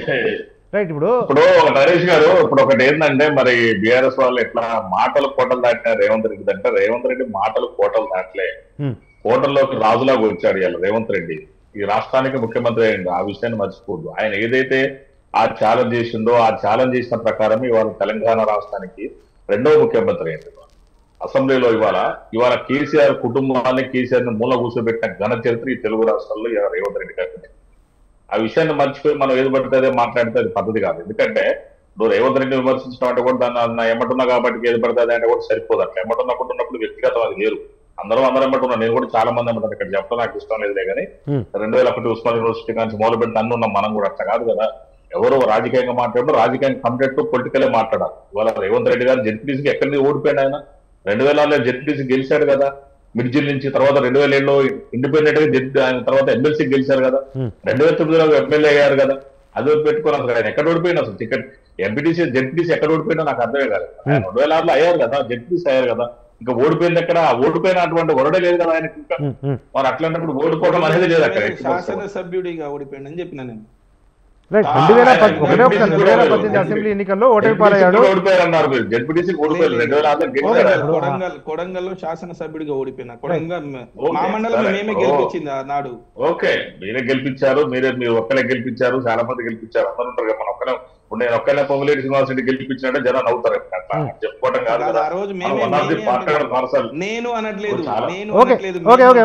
చాలా మంది ఇప్పుడు ఎంతో మంది ఓట్లేసి తప్ప ఆయన గెలుస్తారు, మనం ఒక్కరం చేస్తే గెలవడం కాదు. కానీ నేను ఏమంటున్నానంటే ఇవాళ ఛాలెంజ్ ఏదైతే ఛాలెంజ్ చేశారో ఈ ఛాలెంజ్ ఏంటంటే ఆయన వ్యక్తిగత స్వార్థం కోసం ఒక ఓడిపోయిన ప్రెస్టీజ్ నుండి ఛాలెంజ్ చేస్తున్నారు. ఆయన రేవంత్ రెడ్డి గారు ఇచ్చిన ఛాలెంజ్కి దీనికి సంబంధం లేదు. ఎందుకంటే రేవంత్ రెడ్డి గారు ఛాలెంజ్ చేస్తే ఆ రోజు ఆ ఛాలెంజ్ ని మరి కేసీఆర్ గారు స్వీకరించలేదు. తర్వాత ఆయన అంతకు మించి ఒక ఎంపీ అంటే 7 అసెంబ్లీ స్థానాలు కలిగిన ఒక మల్కజ్గిరి, భారతదేశంలో అత్యధిక ఓటర్లు కలిగిన ఒక ఎంపీ మల్కజ్గిరి అంటే పెద్దది. అది ఎల్బీ నగర్ కానించి, ఉప్పల్ కానించి, కుత్బుల్లాపూర్, సికింద్రాబాద్ కంటోన్మెంట్, మేడ్చల్, దాంట్లో చాలా ఉన్నాయి. కుత్బుల్లా, ఎల్బీ నగర్, సికింద్రాబాద్ చాలా 7 ఉన్నాయి దాంట్లో. మరి అట్లాంటి దానికి ఆయన గెలిచారు. నిన్న హైదరాబాద్ సగం ఉన్నట్టు ఆల్మోస్ట్ అంటే మహానగరం. మరి అట్లాంటి దానికి గెలిచిన ప్రజలు యాక్సెప్ట్ చేశారు. కరెక్ట్. కానీ ఇప్పుడు ఆయన ఎంపీగా, రేవంత్ రెడ్డి గారు ఎంపీగా ఉన్న మల్కాజ్గిరి స్థానంలో ఉన్న 7 అసెంబ్లీ నియోజకవర్గాలను కాంగ్రెస్ మొన్న ఎన్నికల్లో గెలుచుకోలేకపోయింది. మరి ఎట్లా చెప్పండి. కాంగ్రెస్ లేవు కదా గతంలో కూడా. అక్కడ సిటీలో ఉన్నటువంటి 24 సీట్లలో మాకు హైదరాబాద్ కానీ రంగారెడ్డి కానీ మొత్తం 24 సీట్లు ఉంటే ఆ 29 సీట్లలో 29 ఉంటాయి, రెండిట్లో కలిపి ఒక్కటే వచ్చిందాం మేము. అంటే ఓకే అంటే దాని గురించి మాట్లా. కానీ ఎంపీగా ఆయన ఎందుకు ఇప్పుడు ఆయన ఎంపీగా రావాల్సిన అవసరం ఏమొచ్చింది మరి? అంటే ఎమ్మెల్యే అయిపోయింది ఇక్కడ, ఎలక్షన్లు అయిపోయినాయి ఇక్కడ, ఇక్కడేం దిక్కులేదు. ఇక్కడ దిక్కులేని ఆయన మళ్ళీ అక్కడ ఎంపీ అనుకోవడం ఏదో అర్థం కావట్లేదు. అంటే ఆయన నిధులకు ఒక రెచ్చగొట్టే ఇందాక మా తాటికాయలు చేయడమన్నా అన్నట్టుగా ఒక గుర్తింపు పొందే సీఎం రేంజ్, సీఎం తో తలపడేటప్పుడు సీఎం అనుకుంటానే. అని మీరు ఆయన ఇంట కూర్చోబెట్టి నువ్వెంత బచ్చావు ఆయన రేవంత్ రెడ్డి గారికి, కాంగ్రెస్ పార్టీకి ఇంకా బాధ బచ్చావు నువ్వు. దాని గురించి వదిలిపెట్టుకొని నువ్వు రేవంత్ రెడ్డి గారి మీద ఛాలెంజ్ చేయడం నాకు అర్థమే కావట్లేదు. అయిపోయాను నువ్వు మీరు ఆయన అడ్డం పెట్టుకుని రాజకీయాలకు వచ్చి మీ స్వతహాగా ఏముంది చెప్పు. నిజంగా ఇందాక చేయడం చెప్పి స్వతహాగా జీరో నువ్వు. ఇలా మేము అప్పుడు మీరు 2001 నుంచి కూడా మేము తిరిగినాం, మీ అందరం ఎప్పుడు తిరిగినాం. తెలంగాణ వాదంతో మేము పుట్టి పెరిగిన వాళ్ళం, బతికిన వాళ్ళం. మేము కూడా ఖమ్మం జిల్లా వాళ్ళం. అసలు తెలంగాణ వాదం పుట్టిందే మా ఖమ్మం జిల్లాలో. కేసీఆర్ లాగా ఇక్కడ అరెస్ట్ చేసిందే మా ఖమ్మం జిల్లాలో. నేను ఏమంటానంటే మీరు నిల్చోదలుచుకుంటే నిల్చోండి. కేటీఆర్ గారు ఎవరు వద్దనట్లేదు, డెమోక్రసీలో మీ ఇష్టం. పైగా మీకు సొంత పార్టీ, మీకు ఒకరు టికెట్ ఇవ్వాల్సిన అవసరం కూడా లేదు. ఎందుకంటే టికెట్ అందరికి మీరే ఇస్తారు కాబట్టి. మీరు రేవంత్ రెడ్డి గారిని ఛాలెంజ్ చేసేదానికి ఆయన రాజీనామా చేయాల్సిన అవసరం లేదు. రాజీనామా చేయకుండా కూడా క్షమించవచ్చు, దానికి ప్రత్యేక రాజీనామా చేయాల్సిన అవసరం లేదు. మరి రేపేమో మీరు అక్కడే పోతాం ఇక్కడే పోతాం అంటున్నారు. మరి అక్కడ పోయి మరి మేడిగడ్డ ఇప్పుడు మీరు మేడిగడ్డ పేరుతో బేసిక్ జాలదా మళ్ళీ అడిగి మళ్ళీ పేద వ్యతిరేక ఎన్నో ప్రాజెక్టులు డ్యామేజ్ అని అంటున్నారు ఆయన. ఎన్ని ప్రాజెక్టులు డ్యామేజ్ అయ్యి ఆ రోజు ఉన్న టెక్నాలజీ ఏంది ఈ రోజు ఉన్న టెక్నాలజీ ఏంది దయచేసి సౌందర్యుడి ప్రేక్షకులు గమనించాలి. ఇవాళ అత్యాధునైనటువంటి టెక్నాలజీ వచ్చింది. వాళ్ళు సముద్ర గర్భం నుంచి ఒక బొంగలు పెట్టుకుంటూ పోయి కూడా ఇవాళ కోట విధించి కూడా ఇక్కడ దాంట్లో నుంచి ఒక రైలు మార్గాలు కనిపెట్టిన రోజులు వచ్చినాయి. ఇప్పుడు ఈ రోజులలో కూడా బొంగలని అది ఏంటి వాళ్ళ ప్రాజెక్టే డ్యామేజ్ అయిపోయింది. మేడిగడ్డ బ్యారేజ్ కావచ్చు అవన్నీ కూడా ఆ బ్యారేజ్లు మొత్తం కూడా డ్యామేజ్లు అయిపోయింది. మరి అది మీకు తెలవకున్నట్టుగా ఏం మాట్లాడినట్టుగా కొద్దిగా బొక్కలు పడ్డాయి. మొన్న అయితే ఎవరో ఒక ఆయన చెప్తున్నారు ఆ మంత్రి ఆయన సింగరెడ్డి నిరంజన్ రెడ్డి గారు ఏదో పొలాలలో కాలాల కనుక గండ్లు పడ్డట్టు మహిళ గండ్లు పడ్డట్టు చెప్తున్నారు. అంత అన్కాన్షియస్ ఉన్నది అయితే నాకు అర్థం కంటే ఇంకా ముఖ్యమంత్రి ఆయన వ్యవసాయ శాఖ మంత్రులు అనుకుంటున్నారేమో నాకు అర్థం కంటే. మా ఊరు కూడా వచ్చారు నిరంజన్ రెడ్డి గారు ఓలపాడు కమ్మరోలు మండలం కూడా. అంటే వాళ్ళంతా అన్కాన్షియస్ ఉన్నారు. ఇక్కడ నుంచి బయటికి రండి. ప్రతిపక్షాలు ఇచ్చారు పక్కన కూర్చోబెట్టారు యాక్సెప్ట్ చేయాలి. మనం ప్రజల యొక్క నిర్ణయాన్ని ప్రజల యొక్క జడ్జిమెంట్ మనం గౌరవించాలి. ప్రజాకోట్లు తెలుసుకున్నారు మీరు అయిపోయింది. తెలుసుకున్నారు మీరు ఏం లేదని ఓపిక పట్టాలి కదా. ఓపిక బట్టి మీరు నిర్ణయం అంటూ పనులు చేయాలి. ప్రజల యొక్క మెప్పు పొందాలని ప్రయత్నించాలి. 2-3 నెలలు కాకముందే మళ్ళీ స్టార్ట్ చేస్తే ఎట్లా? అండ్ అక్కడ ఢిల్లీ చూసుకుందాం మేడిగడ్డ పోతే మేడిగడ్డ మీరు ఏం చెప్తారు నాకు అర్థం కాదు. ఇలా మీరు చేయలేదు అవినీతి అని చెప్తారా? అది బొంగలు పడదా? అదేమన్నా మీరు ఎవరైనా దయచేసి నేను ఒక రాజకీయ నాయకుడు పక్కన పెట్టిన ఒక లాయర్గా చెప్తాను.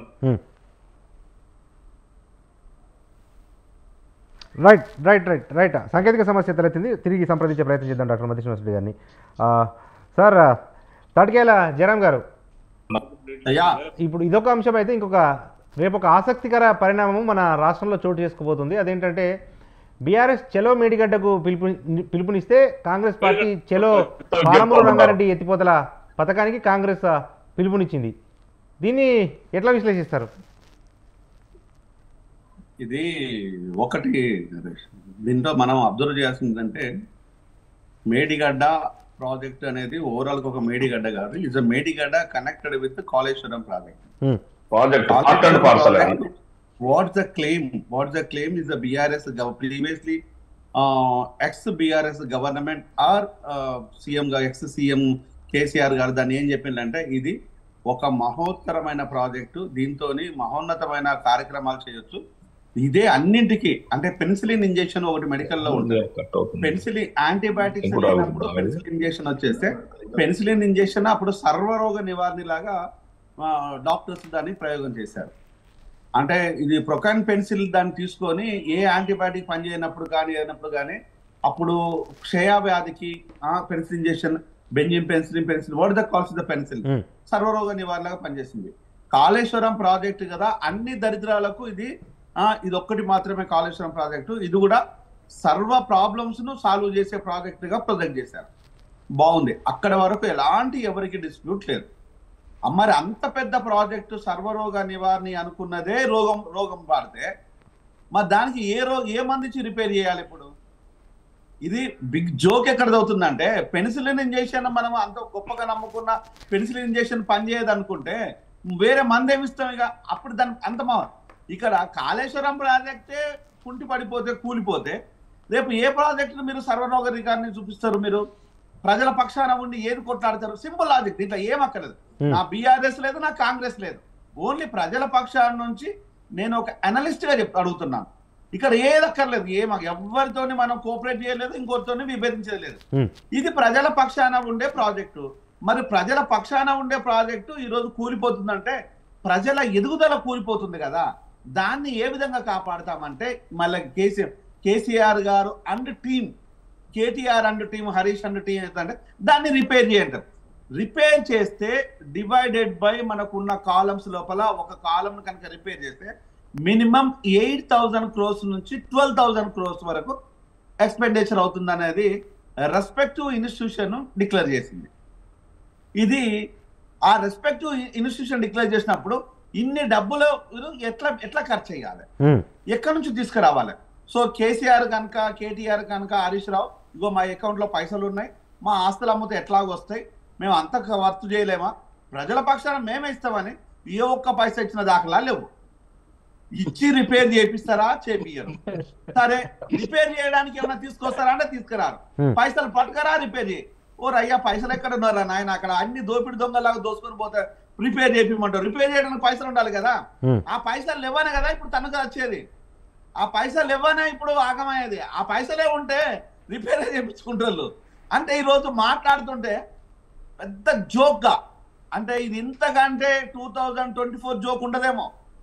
నేను అడిగేది బీఆర్ఎస్ లో మిత్రులను అడగడం అనవసరం, కానీ ఎందుకంటే మా రాజు కావచ్చు, లేకపోతే మా క్రిషాంక్ కావచ్చు, బాల్కా సుమన్ కావచ్చు, వీళ్ళు ఏంటంటే యుద్ధ సైనికులు.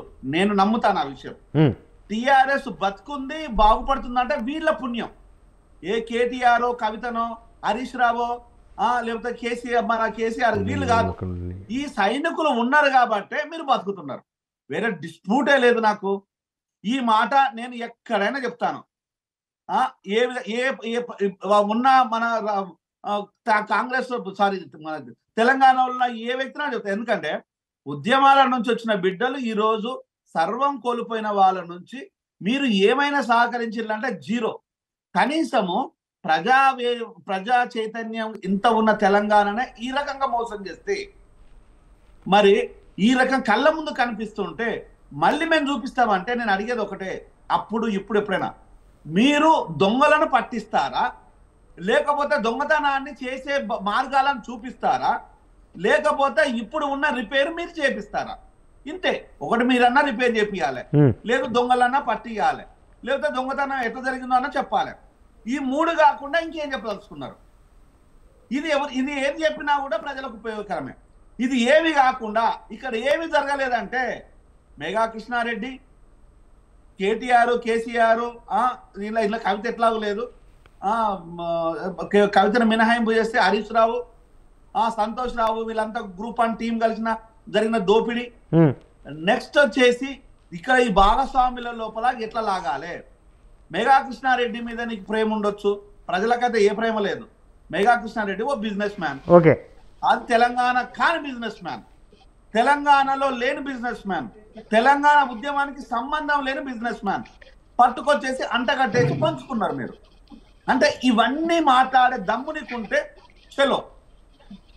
మరి రేవంతే కాదు, ఎవరు తప్పు చేసినా ఎవరు ఒప్పు మాట్లాడినా ప్రజలు నీ పక్షాన ఉంటారు. రేవంత్ కు ప్రజలు సీఎం గా పదవినిచ్చిన తప్పితే రేవంత్ సీఎం పదవిని క్రియేట్ చేయలేదు.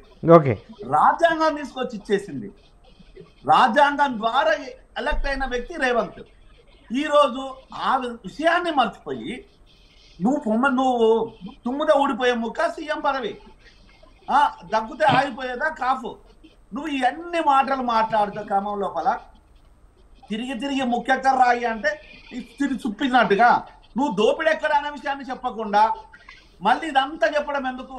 దోపిడీ జరిగిందా జరగలేదా, రికవరీ చేస్తే ఎవరి దగ్గర చెయ్యాలి, నువ్వు పెడతావా వాడు పెట్టిస్తాడా, ఎవడు రిపేర్ చెయ్యాలి, దీని పరిస్థితి ఏంది, ఇది చెప్పాలి కదా. ఇది ఏమీ చెప్పకుండా లేదు, ఇది కాదు, సవాళ్ళు ప్రసవాళ్ళు, సిల్లీ థింగ్స్. అంటే ఇప్పటికైనా కేటీఆర్ ఒక అహంకారపూరితమైన ఆలోచనను మానుకోమని నా సిన్సియర్ అడ్వైస్. నాకంటే చిన్నోడు కేటీఆర్, చాలా చిన్నోడు. రేవంత్ చాలా సందర్భాలు చెప్పిండు, మీ ఫాదర్ కు నాకు ఏజ్ ఎంత గ్యాప్ ఉందో నీకు నాకు అంత ఏజ్ ఉంటాయి. రేవంత్ నాది ఇంచుమించు ఒక సంవత్సరం అటు ఇటు సేమ్ ఏజ్ గ్రూప్ వ్యక్తులము. సో మాకంటే చాలా చిన్నోడు. ఈరోజు నేను కోరుకునేది ఒక్కటే, సవినయంగా ప్రజలకు నిజంగా నీ మీద నువ్వు ప్రేమించినట్టు అవుతే దీన్ని రిపేర్ చేస్తావా చేపిస్తావా, ఇంతే. దొంగలను దొరకబడతావా, దొంగమని ఒప్పుకుంటావా? ఇది స్ట్రైట్ క్వశ్చన్లకు ఆన్సర్ చెప్తే నిజంగా దేనికైనా ప్రజలు ఈరోజు నీ మీద నీరాజనాలు చూపించడానికి అభ్యంతరాలు లేవు, నిన్ను నెత్తిన పెట్టుకోవడానికి అభ్యంతరాలు లేవు. ఇదే డ్రామాలు చేస్తే ఇదే ప్రజలు నీకున్న అహంకారాన్ని మూసీ నదిలో వేసి కొట్టినా తప్పు లేదు. ఈ అహంకారం ఎందుకు పోయి నాకు అర్థం కాదు. కైండ్ ఇన్ఫర్మేషన్, నీ లోపల ఉన్న గర్వాన్ని, అహంకారాన్ని, అధికార దుర్వినియోగాన్ని దాన్ని మాత్రమే కొట్టుకి పంపించాలి. నిన్ను గౌరవంగానే చూస్తాం, మా కేటీఆర్ గా, మా బిడ్డగా, మా తమ్ముడిగా, మా అన్నగా గౌరవంగా చూస్తాం. నీ లోపల ఉన్న అహంకారాన్ని మాత్రము పాలదోలాల్సిన డౌట్. మన ఊర్లలో ఒక మాట, ఒక్కటే నిమిషం, మన ఊర్లలో ఒక పని చేస్తారు. పోషమ్మ తల్లి దగ్గర, మైసమ్మ తల్లి దగ్గర దయ్యాలు పడితే, భూతాలు పడితే యాప కట్టెలతో కొడుతారు. చూస్తున్నావా? ఎందుకోసం అంటే మనిషిని కొట్టారు, లోపల ఉన్న భూతాన్ని కొడతారు. ఆ లోపల అహంకారం అనే భూతాన్ని ఎలగొట్టడం కోసము తన్నాల్సిందే, తప్పే లేదు. ఇదే అంశానికి సంబంధించిన డిబేట్ కొనసాగించే ముందు మన బిగ్ టాక్లో ఒక స్మాల్ బ్రేక్ తీసుకుందాం. బ్రేక్ తీసుకున్న తర్వాత బీఆర్ఎస్ అధికార ప్రతినిధి డాక్టర్ రాజనాయక్ గారు ఉన్నారు. వారితో పాటు బీజేపీ ఓబీసీ మోర్చా అధికార ప్రతినిధి శంకరొల్ల రవికుమార్ గారు ఉన్నారు. వారి అభిప్రాయాన్ని కూడా తెలుసుకుందాం. మనతో పాటు బీజేపీ ఓబీసీ మోర్చా అధికార ప్రతినిధి శంకరొల్ల రవికుమార్ గారు ఉన్నారు. రవికుమార్ గారు, రేపు బీఆర్ఎస్ చెలో మేడిగడ్డ అంటా ఉంటే కాంగ్రెస్ చెలో పాలమూరు రంగారెడ్డి ఎత్తిపోతల పథకం అంటా ఉంది. తాజాగా బీజేపీ కూడా ఎంటర్ అయినట్టుంది. ఎందుకంటే కొద్దిసేపటి క్రితమే కేంద్ర జలవనరుల శాఖ వాళ్ళ సలహాదారు వెదిరి శ్రీరామ్ గారు కూడా మాట్లాడుతూ మేడిగడ్డ విషయంలో బీఆర్ఎస్ను టార్గెట్ చేస్తున్నట్టుగా మాట్లాడారు. అసలు దానికి అనుమతులే లేవు, మొత్తము నాసిరకం పనులు జరిగాయి అన్న ఒక విమర్శ కూడా చేశాడు. ఇప్పుడు ఈ విమర్శ ఇప్పటిది కాదు కదా నరేష్ గారు. ఇది మీకు 2019లో ఎప్పుడైతే కాళేశ్వరం స్టార్ట్ అయిందో 2021లో ఏదో కంప్లీట్ అయింది, పూర్తి వస్తుంది అనే టైం నుంచి కదా, అప్పటి నుంచి కదా మేము పోరాడుతున్నది. కాళేశ్వరం ఒక ఏటీఎం లెక్క తయారైంది, పనులన్నీ నాసిరకంగా జరిగినాయి, దీంట్లో చాలా అవినీతి జరిగింది, కాంట్రాక్టర్ దగ్గర నుంచి డబ్బులు తీసుకుంటున్నారు వీళ్ళు, కాంట్రాక్టర్లకు కాంట్రాక్ట్లు ఇవ్వడానికి ఈ కాళేశ్వరం అనే దాన్ని రీడిజైనింగ్ చేసినారు అని చెప్పేసి మొట్టమొదట మాట్లాడింది మేమే, బీజేపీ పార్టీ వాళ్ళే. బండి సంజయ్ గారు మా మాజీ అధ్యక్షులు ఎంతో పోరాటం చేశారు దీని గురించి. ఇప్పుడు రీడిజైనింగ్ చేయకూడదు, దీన్ని తమ్మిడిహట్టి దగ్గరనే కట్టాలని చెప్పేసి అంతకుముందు ఇంజనీర్లు చెప్పారు. ఆ తమ్మిడిహట్టి దగ్గర కాకుండా వేరే ఎక్కడ కట్టినా కూడా ఇది పనికి రాదు, అక్కడే కట్టాలని చెప్పేసి అక్కడ అవైలబుల్ 100 కిలోమీటర్ల కిందకు వచ్చారు అని చెప్పిన తర్వాత కూడా దీన్ని అంటే జయరామ్ అన్న చాలా వేసుకున్నాను, మళ్ళీ నేను కూడా వేసుకుంటే వాళ్ళకి ఏడిపే ఉంటది, ఏముంటది కానీ అంటే దాన్ని రీడిజైనింగ్ పేరుతో ఇన్ని లక్షల కోట్లు వృధా చేసి కనీసము 1 కోటి ఎకరాల మాగాని అని చెప్పినారు. 1 కోటి ఎకరాల మాగాన్ని దేవుడెరు కానీ కనీసం 1 లక్ష ఎకరాలకు కూడా నీరు అందలేని పరిస్థితి ఇప్పుడు ప్రస్తుతం తయారైంది. ఇప్పుడైతే మేడిగడ్డలో అన్నారంలో మొత్తం నీళ్ళన్ని బయటికి పంపించేసారు. ఇప్పుడు వేసవి వస్తే కనీసం 1000 ఎకరాలకు కూడా నీరు అందించలేనటువంటి పరిస్థితిలో ఉన్నటువంటి కాళేశ్వరాన్ని తీసుకొని పోయి ఏం చూసి వస్తారని కేటీఆర్ గారు నాకు అర్థం కావట్లేదు. ఇప్పుడు 92,000 కోట్ల రూపాయలు ఓన్లీ కేవలం కాళేశ్వరం ప్రాజెక్ట్ పైన ఖర్చు చేసి దానికి సంవత్సరానికి 10-12 వేల కోట్ల రూపాయలు కేవలం నిర్వహణ ఖర్చు, కరెంటు బిల్లులు, మిగతా నిర్వహణ ఖర్చులు పెట్టుకొని దాదాపు 13,000 కోట్ల రూపాయలు వడ్డీ అసలు రెండు కూడా సంవత్సరానికి కట్టి, అంటే సంవత్సరానికి కాళేశ్వరం పైన తెలంగాణ ప్రజలకు ఒక గుదిబండలాగా తయారైంది. సంవత్సరానికి 25,000 కోట్ల రూపాయలు ప్రభుత్వ సొమ్ము, ప్రభుత్వ ఖజానా నుంచి ఖర్చు చేయాల్సిన పరిస్థితి వచ్చింది. అంత ఖర్చు చేస్తే కనీసం 1 లక్ష ఎకరాల కానీ నీళ్ళు అందాలి కదండి. 1 లక్ష ఎకరాల కానీ నీళ్ళు అందుతుందా? ఈ విషయాలన్నీ కేటీఆర్ చెప్పాలా, ఈ విషయాలన్నీ కేటీఆర్ మాట్లాడాలా. ఈ విషయాలన్నీ మాట్లాడుతూ మేము రిపేర్, ఇప్పుడు జయరామన్ అన్నట్టుగా మీరు రిపేర్ చేయిస్తారా, మీ డబ్బులు ఉన్నాయి కదా మీ దగ్గర అని డబ్బులు తీసి మీరు రిపేర్ చేయిస్తారా? అసలు నేను ఎక్కువ విషయం కూడా మీకు తెలుసా, టెక్నికల్ గా కాళేశ్వరం మొదలవుతుంది మేడిగడ్డ నుంచి.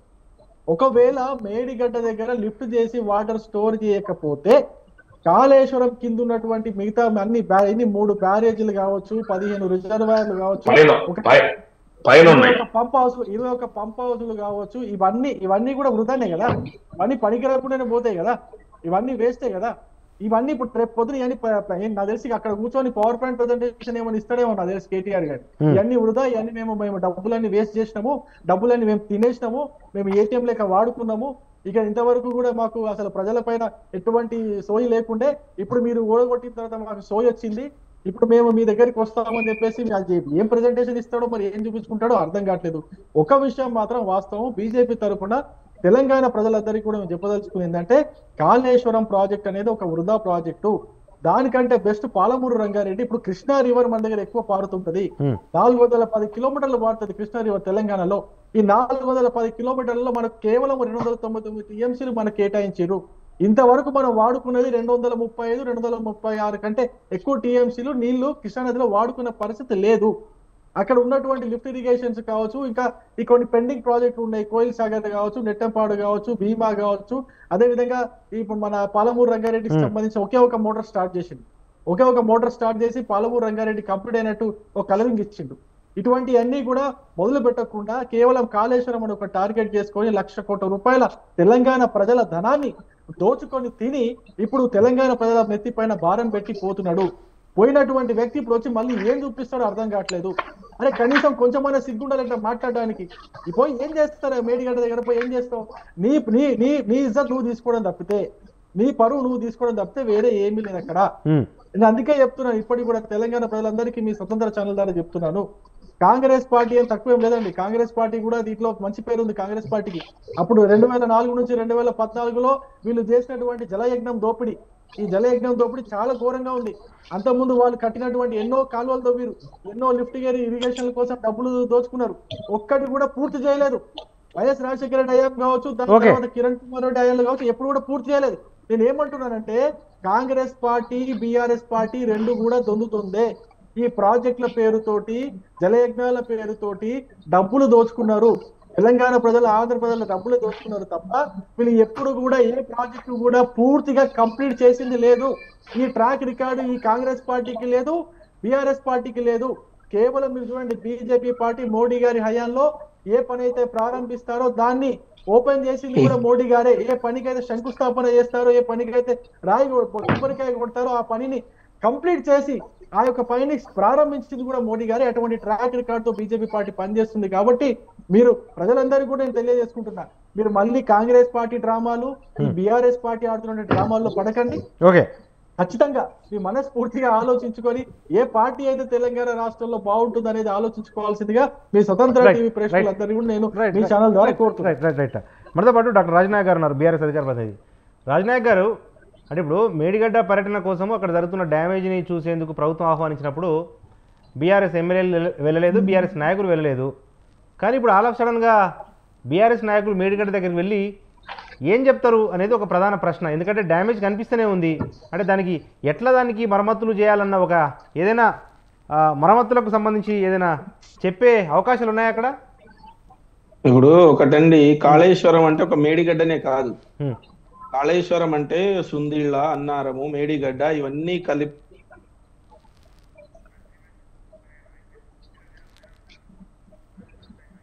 రైట్. రాజనాయక్ గారు, అటువంటి నాయకులు, ఇది తెలంగాణ నరేష్ గారు ఒక్క నిమిషం సార్, శ్రీనివాస గారు ఒక్క నిమిషం ఉండండి. రాజనాయక్ గారు చెప్తున్నారు. రాజనాయక్ గారు ప్లీజ్. తెలంగాణ వరప్రదాయిని అని చెప్పేసి చెప్పినటువంటి పరిస్థితి మనం చూసినాం. చూడాలి కదా, 9కి వేయాలి. తెలంగాణ వరప్రదాయిలో చెప్పండి సార్ ప్లీజ్. అందరు కొంచెం మ్యూట్లోకి వెళ్ళారు. రాజనాయక్ గారు మాట్లాడుతున్నారు. ఇదే బీజేపీ నాయకులు కాళేశ్వరం గురించి మాట్లాడుతుంటే గౌరవ పెద్దలు నితిన్ గడ్కరీ గారు ఇది తెలంగాణ వరప్రదాయిని అని చెప్పేసి మాట్లాడినటువంటి మాటలు మనం మర్చిపోకూడదు. ఇదే రకంగా ఈనాటి తెలంగాణ రాష్ట్ర ముఖ్యమంత్రి, ఈనాటి తెలంగాణ రాష్ట్ర భారీ నీటిపారుదల శాఖ మంత్రి, ఇరిగేషన్ మంత్రి ఎవరైతే ఉన్నారో ఆ లిఫ్ట్ ఇరిగేషన్ మంత్రి అన్నాడు పార్లమెంట్ ఏమని ప్రశ్నలు అడిగినంటే కాళేశ్వరంలో ఏమైనా అవినీతి జరిగిందా, కాళేశ్వరంలో అవినీతి జరిగితే మీ దగ్గర ఏమైనా ఆధారాలు వచ్చినాయా, కాళేశ్వరం పైన మీకు ఏమైనా ఇన్ఫర్మేషన్ వచ్చిందా అంటే కాళేశ్వరంలో ఎలాంటి అవినీతి జరగలేదని చెప్పేసి పార్లమెంటు సాక్షిగా అదే సంబంధించినటువంటి పార్లమెంటులో ఆ మంత్రులే చెప్పినటువంటి మాటలు. మేము ఎస్ అన్నాం, మేము ఒకవేళ ఎక్కడన్నా అవినీతి జరిగితే మీకు ఏ విచారణ సంస్థలతోటైనా విచారణ జరిపించుకోండి, మాకు ఎలాంటి అభ్యంతరం లేదు అని చెప్పినాము. ఈ రోజు కాళేశ్వరం పైన అవినీతి జరిగింది, మొత్తమే పగిలిపోయింది అంటున్నారు. నేను ఒక చిన్న ప్రశ్న అడగదలుచుకున్నా డాక్టర్ తాటికాయల జయరాం గారికి, మధ్య శ్రీనివాస్ రెడ్డి గారికి, మా శంకరోళ్ల రవికుమార్ గారికి. 2021లో డ్యామ్ సేఫ్టీ చట్టం తెచ్చిండ్రు. అది నేను తెచ్చిన చట్టం కాదు, తెలంగాణ రాష్ట్రం తెచ్చిన చట్టం కాదు. డ్యామ్ సేఫ్టీ చట్టం తీసుకొచ్చి 2021 రీసెంట్, అంటే ఏదైతే టెక్నాలజీ పెరిగిన తర్వాత, గతం దానికంటే ముందు డ్యామ్ సేఫ్టీ చట్టం ఉండే. అయితే నేను ఈ డ్యామ్ సేఫ్టీ చట్టం ఏంటంటే డ్యామ్ లో పగుళ్లు ఏర్పడడానికి కానీ, డ్యామ్ లో ఎలాంటి వరదలు వచ్చినా కూడా, దాంట్లో ఎలాంటి నష్టం జరిగినా కూడా దాని ద్వారా దాని ప్రధాన ఉద్దేశమే ఆ యొక్క దానికి డ్యామేజ్ ఏర్పడినా, దాని ఏమైనా సమస్యలు ఏర్పడినా ఆ చట్టం ద్వారా దానికి మరమ్మతులు చేయాలని. ఇదే పోలవరంలో ఇదే కేంద్ర ప్రభుత్వం 634 కోట్లతోటి సెప్టెంబర్ 24, 2022వ సంవత్సరం, అంటే ఒక సంవత్సరం ముందు దాంట్లో 634 కోట్ల రూపాయలు ఇచ్చి మరమ్మతులు చేసిరు. ఇదే భారతీయ జనతా పార్టీ కేంద్ర ప్రభుత్వం సంబంధించినటువంటి. నేనేమంటున్నా అంటే గుజరాత్ కానీ, జమ్మూ కాశ్మీర్ కానీ, లేకపోతే ఉత్తరప్రదేశ్ లో కొన్ని ఉదాహరణలు చెప్తా. గుజరాత్ లో మోర్బీ ప్రాజెక్టు డాక్టర్ తాతికాయల జయరాం గారికి తెలిసి ఉండాలి. అక్కడ మొత్తం పగిలిపోతే గిన్నీస్ వరల్డ్ రికార్డులో స్థానం సంపాదించి కొంత భయంకరమైనటువంటి పగుళ్ళు వచ్చినాయని చెప్పేసి. అంత దూరం ఎందుకు, నాగార్జున సాగర్ గాని, శ్రీశైలం గాని, కల్వకుర్తి గాని, నెట్టెంపాడు గాని ఏదైతే బ్యాక్ వాటర్ వచ్చేసి మొత్తం మునిగిపోయి, పంప్ హౌస్ మునిగిపోయి, శ్రీశైలం 2 టన్నెల్స్ కూడా పూర్తిగా పనిచేయనటువంటి పరిస్థితి అన్నాడు. మరి దానిపైన లేనటువంటి బాధ ఈడెందుకు వచ్చింది అంటున్నా. కేసీఆర్ గారి పైన మీరు కోపంతో తెలంగాణ ప్రజల యొక్క గొంతు పైన కత్తి పెడితే ఎట్లా అని అడుగుతున్నా. నేనేమంటున్నా అంటే భారతదేశంలో ఒక చట్టం ఉంది, మీకు ఒక చట్టం తెలియకపోతే చట్టం తెలుసుకోండి. భారతదేశంలో ఒక చట్టం ఉంది, డ్యామ్ సేఫ్టీ చట్టం, అది 2021లో వచ్చింది. ఎక్కడ భారతదేశంలో ఏ డ్యామ్ కి ఇబ్బంది అయినా నేను మాట్లాడతా, ఏ ఇబ్బంది అయినా దాంతో అమౌంట్ ఇది చేసుకొని దానికి పునర్నిర్మాణం చేయాలి, దానికి కన్స్ట్రక్షన్ చేయాలి, లేకపోతే దానికి రిపేర్ చేయాలని దాని ప్రధాన ఉద్దేశం. అందులో భాగంగానే అందులో భాగంగానే 634 కోట్ల రూపాయలు కేంద్ర ప్రభుత్వం మొన్ననే పోలవరంకి ఇచ్చింది. మోర్బీ సంఘటన 1224 కోట్లు ఇచ్చింది మన గుజరాత్ లో జరిగింది. అది దానికి గిన్నిస్ బుక్ లో కూడా రాసిరండి. రెండోది ఇంకోటి చెప్తా నేను, తుంగభద్ర డ్యామ్ ఎప్పుడైతే ఉన్నదో తుంగభద్ర డ్యామ్ కూడా ఎప్పుడు 1984లో, ఒక్క నిమిషం అండి, 1984 జూలై 21 నాడు వచ్చినటువంటి వరదల వల్ల మొత్తం పంప్ హౌస్ కొట్టుకుపోయింది. దానికి కూడా మళ్ళీ ఏం చేశారంటే నందమూరి గారు కేంద్ర ప్రభుత్వంతో సమయం మించిపోతుంది. ఆ రోజు కొట్లాడి ఏం చేసిండండి, ఆ రోజు కేంద్ర ప్రభుత్వం నుంచి నిధులు తీసుకొచ్చి దాని మరమ్మతులు చేశారు. మరమ్మతులు పోవడం దురదృష్టకరం. దాన్ని నేను సమర్థిస్తలేను. నిజంగా వాళ్ళపైన ఒకవేళ అవినీతి జరిగితే చర్యలు తీసుకోవాలి. ఒక ఉద్యమకారుడిగా తెలంగాణ భారత రాష్ట్ర సమితి కార్యకర్తగా నేను కూడా అలాంటివి నేను వెనకేసుకురాను. కానీ మీరు రైతుల పైన శాపంగా మారకూడదు. కేసీఆర్ గారి పైన కోపము, లేకపోతే కేటీఆర్ గారి పైన కోపము. ఓకే ప్లీజ్ ఫినిష్ చేద్దాం, ముగిద్దాం సార్. ఇప్పుడు ఒకటే నరేష్ గారు కన్క్లూజన్ రాంగ్ అవుతుంది. చర్చించుకుందాం సార్, రేపు కూడా రేపు కూడా చాలా అంటే హాట్ టాపిక్ గా ఉండబోతా ఉంది. ఒకవైపు బీఆర్ఎస్ చలో మేడిగడ్డ అంటా ఉంటే, కాంగ్రెస్ మాత్రం చలో మహబూబ్నగర్ అంటా ఉంది. ఈ నేపథ్యంలో రేపు రాష్ట్ర రాజకీయాలు మరింత వేడెక్కే అవకాశాలు మనకైతే కనిపిస్తా ఉన్నాయి. ఇది వాళ్ళ బిగ్ టాక్. మన బిగ్ టాక్లో పార్టిసిపేట్ చేసిన గెస్టులు టీపీసీసీ అధికార ప్రతినిధి డాక్టర్ మద్ది శ్రీనివాస్ రెడ్డి గారికి, బీఆర్ఎస్ అధికార ప్రతినిధి డాక్టర్ రాజు నాయక్ గారికి, వారితో పాటు బీజేపీ ఓబీసీ మోర్చా అధికార ప్రతినిధి శంకరుల రవికుమార్ గారికి, వారితో పాటు ప్రముఖ రాజకీయ విశ్లేషకులు డాక్టర్ తాటికేల జయరాం గారికి అందరికీ కూడా ధన్యవాదాలు. ఇది వాళ్ళ బిగ్ టాక్. చూస్తూనే ఉండండి స్వతంత్ర.